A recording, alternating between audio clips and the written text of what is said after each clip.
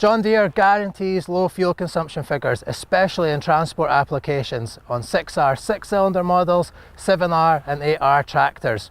If you use more than the fuel consumption figure that we say, we'll give you your money back. But if you use less than that fuel consumption figure, we'll pay you back double. That's a pretty good deal, isn't it? Let's have a look at some ways that you can optimise your John Deere tractor to achieve low fuel consumption figures. The first focus area is on transmission settings. And our tip to you is to always use auto mode.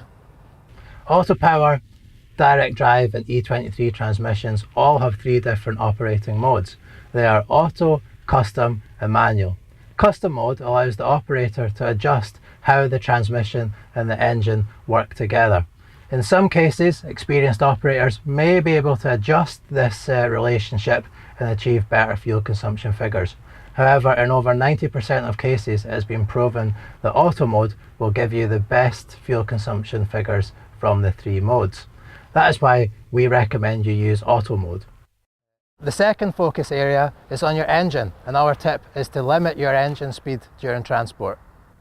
In light transport applications, the engine doesn't use its full power.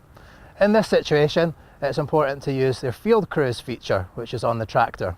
This feature, we can limit the engine revs, so in light transport applications, we should limit the engine revs to between 1600 and 1750 RPM.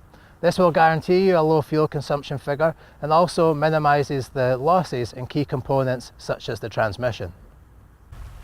Click on the engine quick access key and adjust your maximum engine revs from between 1600 and 1750 RPM. Under heavy transport conditions, field cruise can also be used. This time we'll use an area between 1800 and 1900 RPM. This is close to the point where the engine will deliver maximum power. I'll enter this into the display as well. The third area to focus on is regarding startup gears for mechanical transmissions. So if you have an E23 or direct drive transmission, we always recommend to select a startup gear. For mechanical transmissions, such as the E23 or direct drive, we recommend using a startup gear. This will prevent you having to go through unnecessary gear shifting to reach your maximum speed. In light transport applications on the E23 transmission, we recommend you use a startup gear number 14, and in heavy applications, use startup gear number 9. For the direct drive transmission, in light applications, we recommend using C1. And in heavy applications using B6. Finally, we always recommend that you use your layout manager to set up your run pages so that you have the transmission modules and engine modules always visible.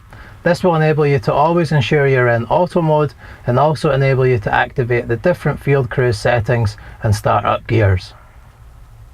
Do you have some optimization tips that you'd like to share with our online community? If you do, leave your comments below in the comments area and we look forward to seeing your feedback. We'll see you in the next video.